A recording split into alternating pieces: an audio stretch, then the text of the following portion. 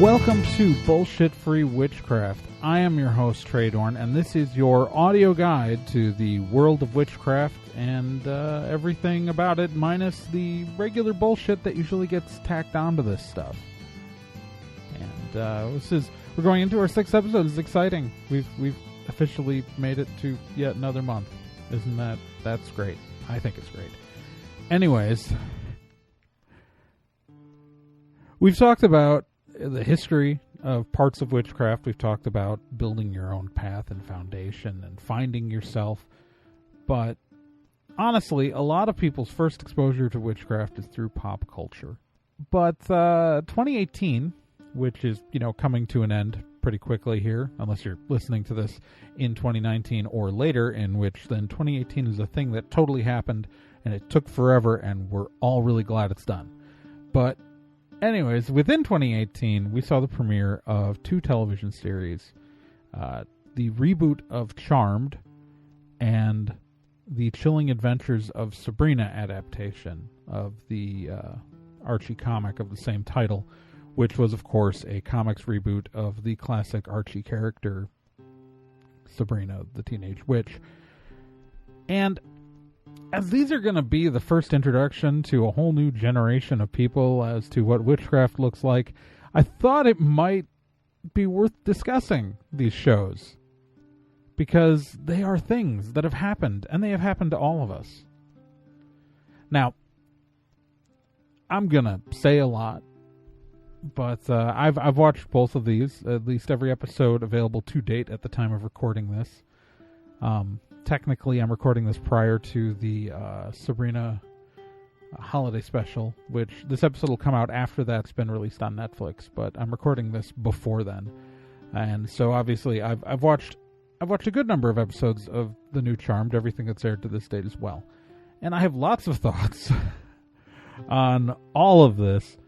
And this is, of course, talking about pop culture is actually my stronger forte that I've been doing for a while. I mean, obviously, I've been a witch for a while, but in the podcast world, I am the co-host of a pop culture geek news and convention news podcast called Nerd and Tie, which you can go find if you want to hear me talk about pop culture that doesn't involve witchcraft.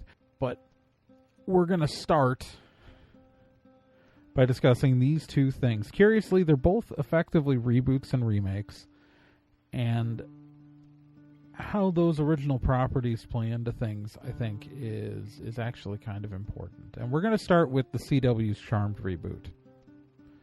Because we can. I don't know. I have to pick one. And that's what I'm going with. Charmed. I'm going to tell you the truth that, so before we get into both of these shows, I've been watching both and I like both. I'm going to fully say that I enjoyed these shows for what they were. So before I say anything that might offend you on any of these, both the reboot of Charmed and the Chilling Adventures of Sabrina, I've really liked both of these shows as shows. So Charmed's a lot more cheesy, but I mean it's Charmed. And so if you're a fan of either of these shows, please understand that while I'm going to be critical, I say things with love. Well, I say things with love about the Charmed reboot. As for the original series it's based on, I got issues. I have a complicated relationship with that show. Charmed premiered on the WB in the fall of 1998 and would run through 2006. The show was created by Aaron Spelling in really an attempt to capitalize on 2 things: the popularity of Buffy the Vampire Slayer and paranormal action adventure, and 2, the popularity of The Craft, which had brought the modern witchcraft movement to the eyes of pop culture, even though it thoroughly misrepresented said thing. But still, those 2 things were popular, and he saw dollar signs. And so Aaron Spelling created the show, and the cast included Shannon Doherty, who had just come off of, who's still fairly relevant at the time when 90210 was still recent enough in memory, or at least her appearance on it, and Alyssa Milano, who would, of course, been a child star. And, of course, there's a third actress, and I know what her name is, but I'm going to challenge you to try to remember it, because nobody does. Eventually, Doherty would leave the show and be replaced, but in any case, that was the initial setup. Now, it's 1998 when this show comes on, and I was a newly minted witch at the time. And, of course, like anything, I was in that phase of early witch where you just have that, like, giant chip on your shoulder as a teenager. You know, it's a thing. If you didn't go through it, you are the minority in my experience. But in any case, this show bothered the crap out of me. Now, I was a big Buffy the Vampire Slayer fan, and I didn't need witchcraft on television to look like real witchcraft. I didn't need that at all. You take a character like Jenny Calendar, who was a techno-pagan, and yeah, techno-pagan is a real word we used in the 90s, folks. It's an actual thing. There are still people who call themselves that, and it's cool. I'm a big fan. I even consider myself one sometimes. But, like, I didn't need magic on television to look like real magic. The problem with Charmed, and it's a problem the new series inherits to a degree, but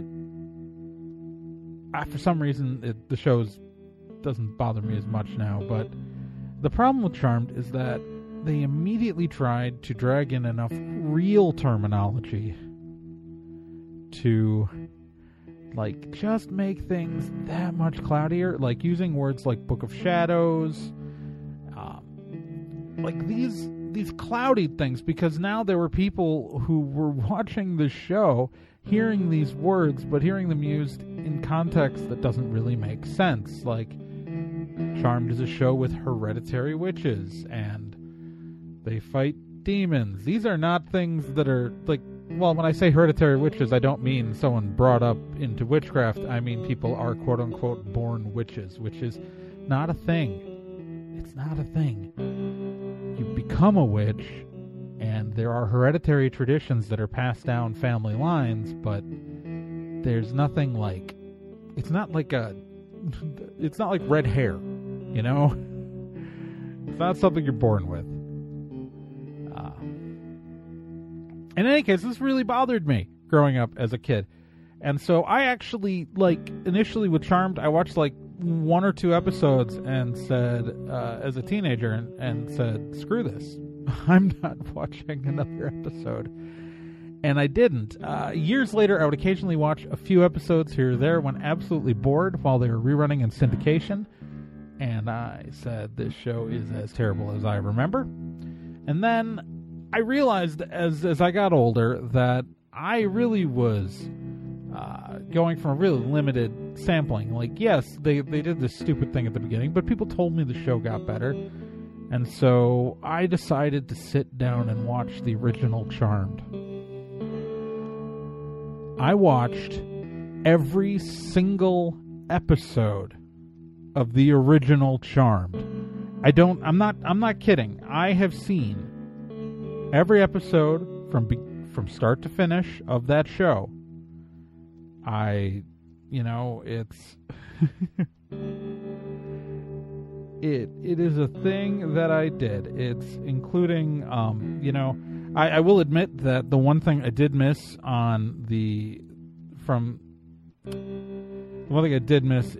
the How Soon Is Now cover, which, by the way, the original theme song to Charmed, which you will not find on the online streaming versions or anything because of the rights to the music.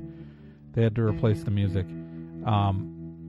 There is a Love Spit Love cover of How Soon Is Now, which is originally a Smiths song. But that version of the song was actually originally on the Craft soundtrack. That's how much of a ripoff the original Charmed was. Like, not necessarily a ripoff, but like that's how much they were trying to draw on the popularity of the Craft. Was they literally pulled a cover of a Smith song off of the Craft soundtrack and used that as the theme song. And to be fair, it's a solid cover. I will say it is a little puzzling as the line they start out with, "I am the sun and the air," but we're not talking S-U-N and A-I-R, it's S-O-N and H-E-I-R, which when the show is about a group of three sisters, it's a little confusing, but hey. But so I've watched all of Charmed, and it is worse than I remembered. Like, if you love the show, that's fine. Like, there's nothing wrong with loving it, but it is, like, there's weird sexism, there's weird transphobia, and a couple of... It's just not great. And so, needless to say, I was a skeptic when they announced a Charmed reboot for this year, and I held my breath. And this is a show, like, I followed the show all throughout its development because, again, I also do pop culture news stuff on another podcast, and so I held my breath, and when the show came out, I was pleasantly surprised that while it's far from the best thing on television, it is relatively amusing.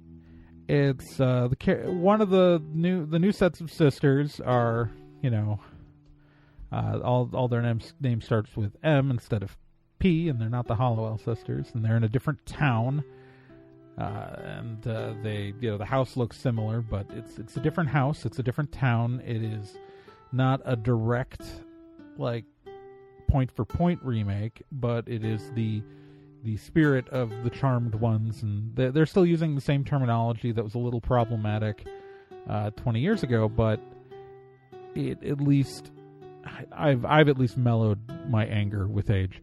So overall, it's not a poorly written show. It still has all the same, like, from a Witchcraft perspective, it is no more accurate than the original show.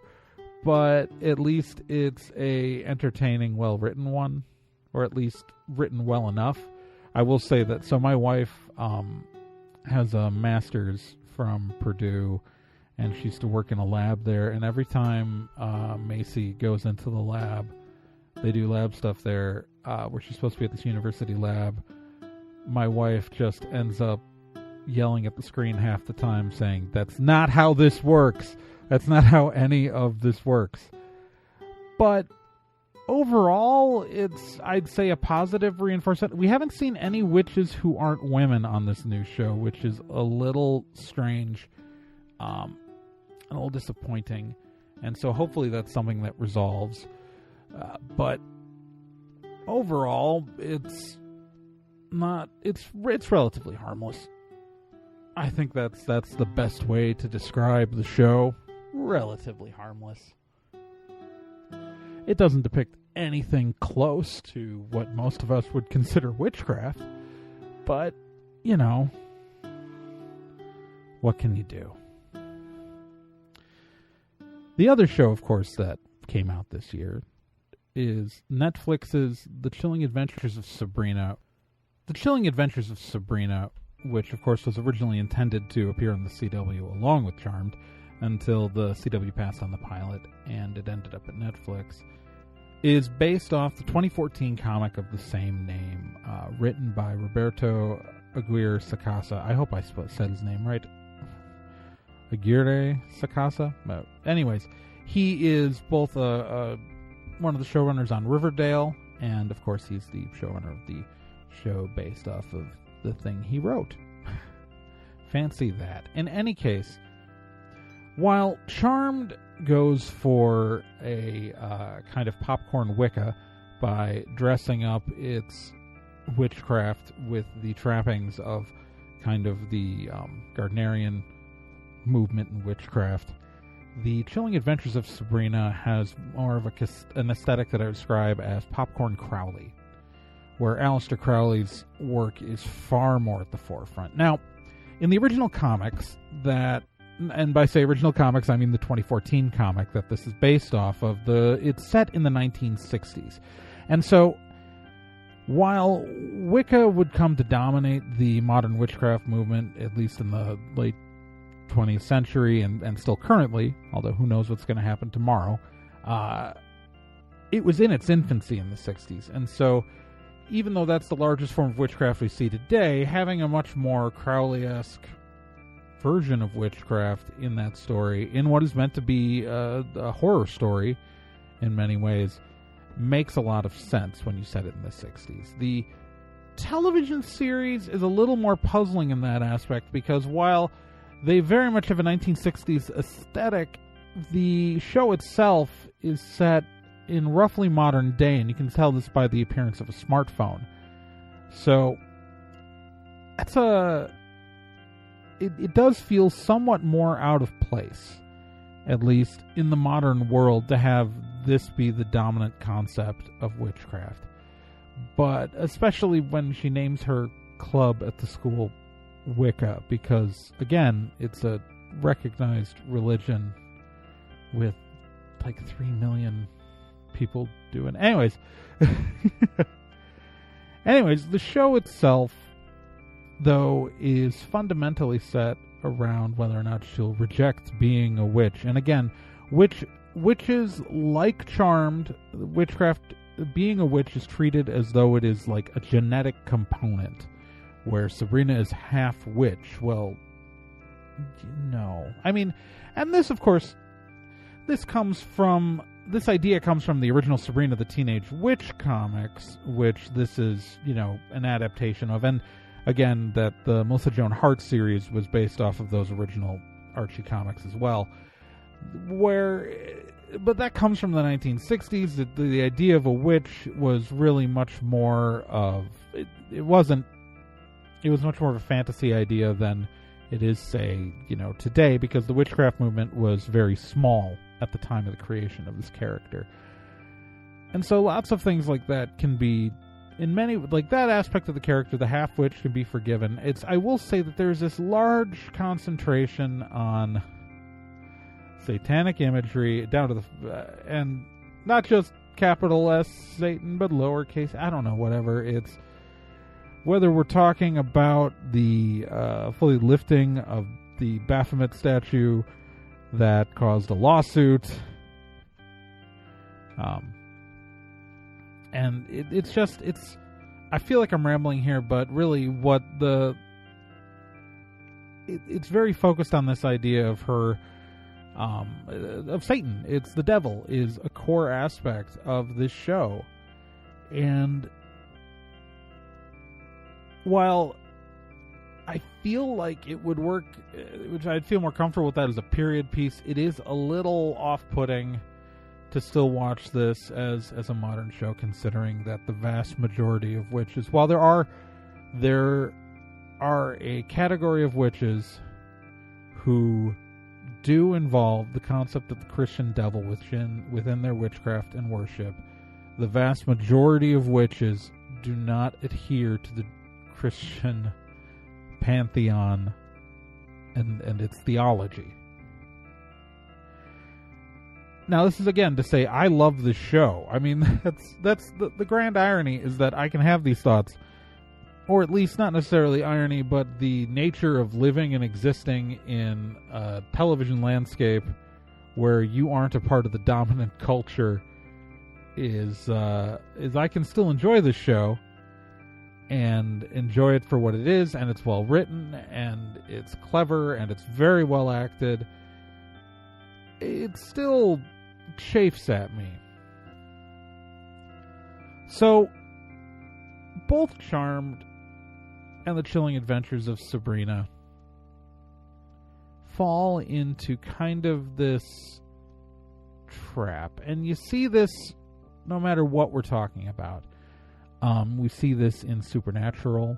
We see this in Buffy.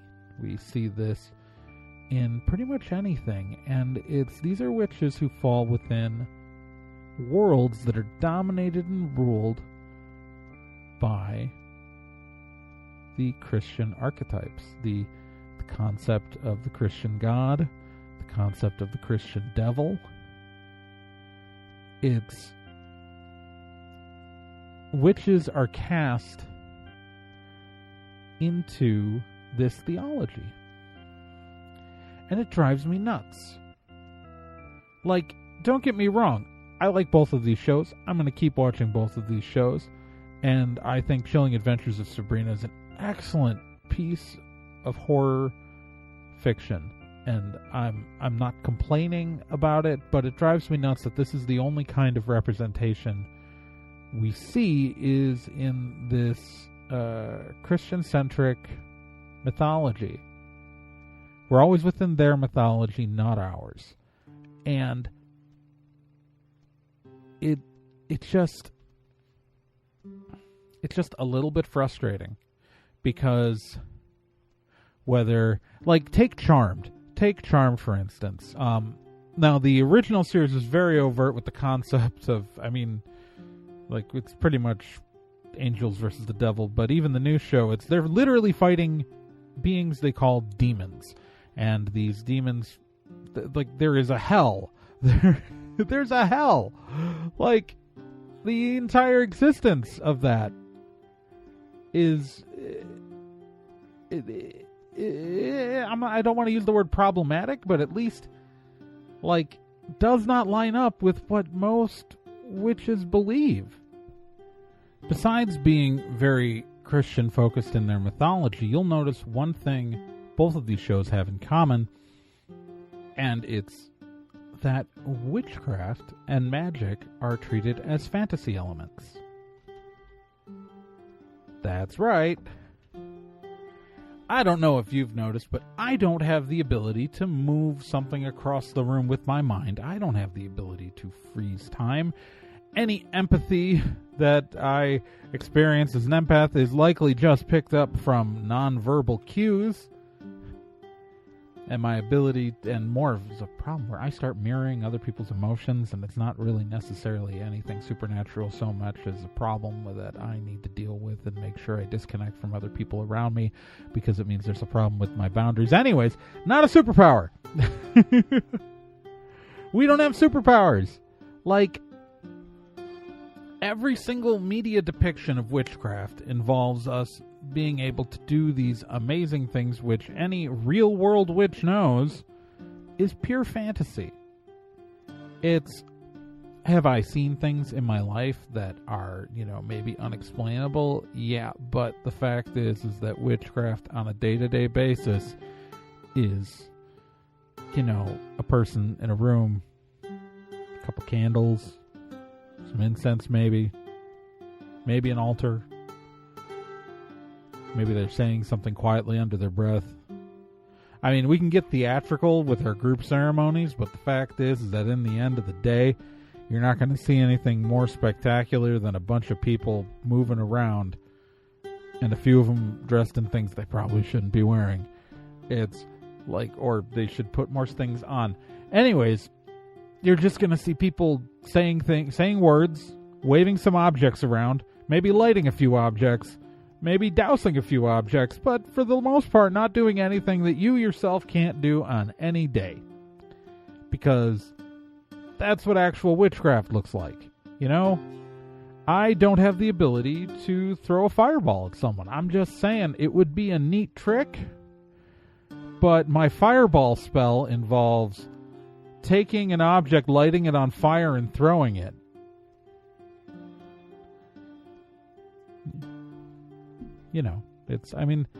The Molotov cocktail is an effective spell for lighting something on fire. But in any case, all of these are fantasy series.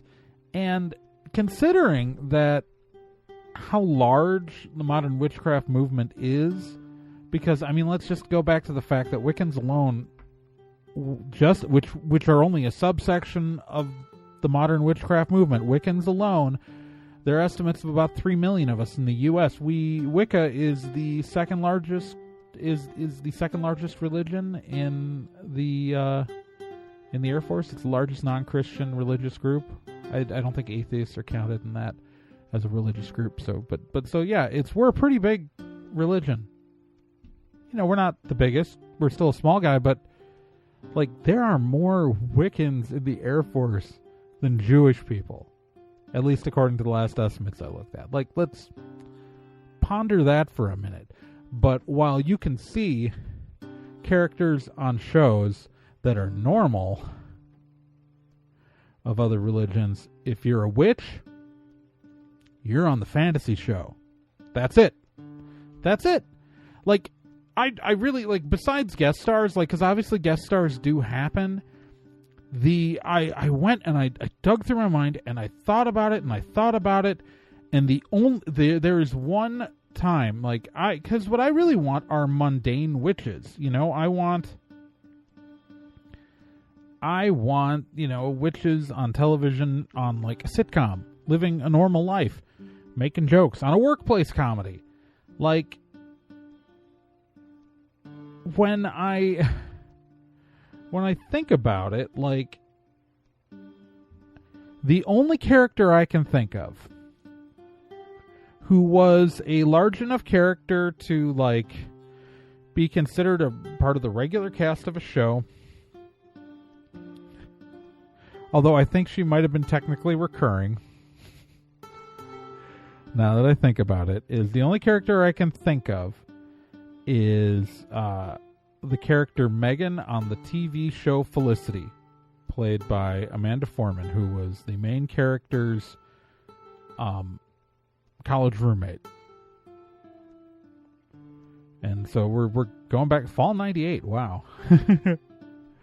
On the WB. The only realistic witch on all of television was Felicity's roommate, because she was just a normal person who, like, freaking out her roommate. That's it. That's our witch on television. Why don't we have more of that? Why can't you give me, like, one other show? Like, why? Why can't we have this nice thing? Because that's what I want. Like, I mean, don't get me wrong. Like, again, I like these fantasy shows because I like fantasy and science fiction, and I like genre shows, but I like sitcoms too. And we can have major characters on television who are Jewish. We can have major characters on television who are Muslim. But the fact is that there's a large group of religious witches in this country.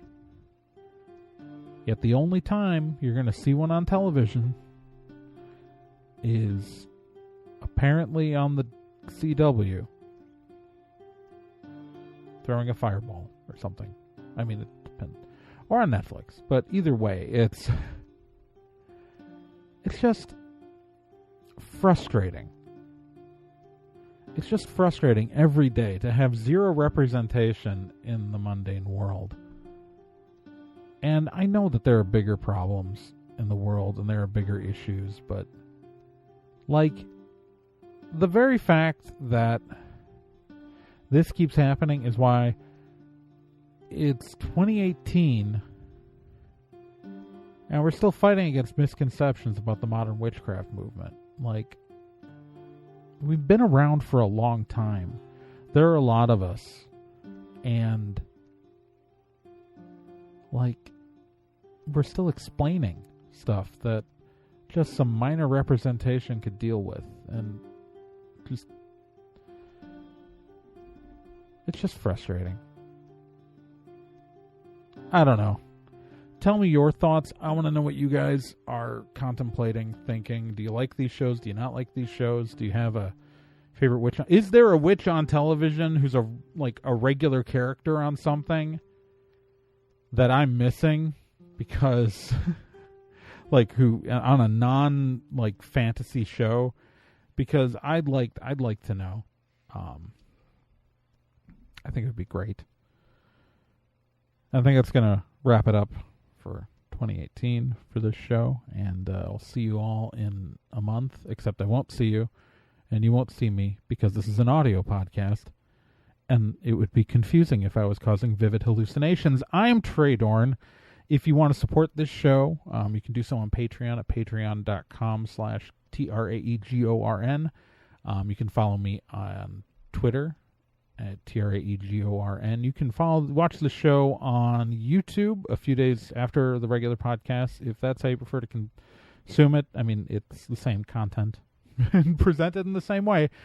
But BS Free Witchcraft, the show is on Facebook /BS Free Witchcraft. I'm on Tumblr. Yeah, I'm recording this before December 17th, so assuming anyone's left on Tumblr, you can find me at traegorn.tumblr.com. If Tumblr blows up, you can find me on my Twitter, I guess. I'll go back to Twitter if Tumblr blows up, even though I hate Twitter. But that's where I'll be. And thank you. Remember, you can subscribe to the show on iTunes, on Stitcher, on Spotify, on any place where you can install an RSS feed and scream into the void. If you want to write to me, you can go to bsfreewitchcraft.trhonline.com. That's the website for this thing, and there's a contact form there. Or you can leave a comment on any of my social media.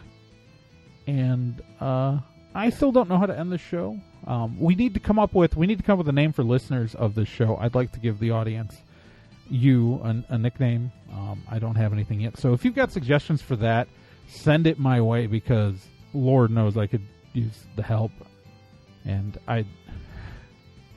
when you think about like the words and language you use on a daily basis, it's really obvious that you're not the dominant part of the culture when you use phrases that seem to imply other people's theology without even thinking about it. That's really interesting. I'm going to have to dwell on language and speech. Or not. I don't know. I'm just kind of flying by the seat of my pants some of these days. Have a good day or night, whatever the heck it is where you are.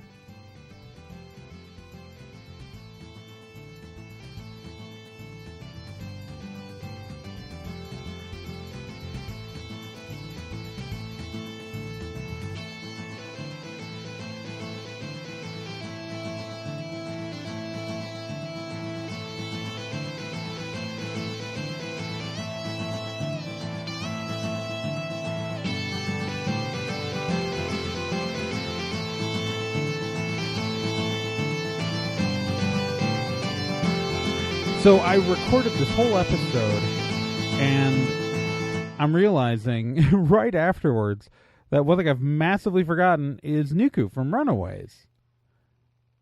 She's one of the main characters. She's a Wiccan. It's treated casually, like as in like, even though it's a show about superpowers, it has nothing to do with the superpowers she can use, other than the fact that it correlates that it's like a magical thing. But her mom uses it, and she's not a Wiccan. So there's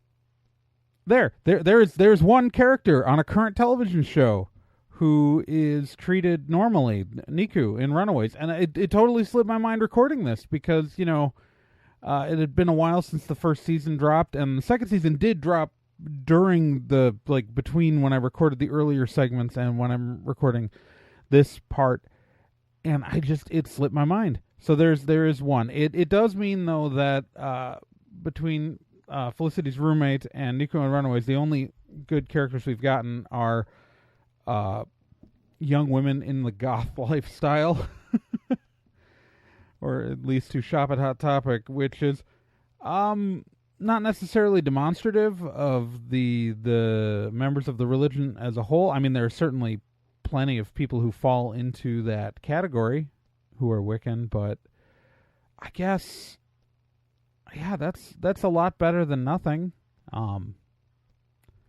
Still would be nice to have a representative who's not like a teenager or early 20s woman who's a goth, but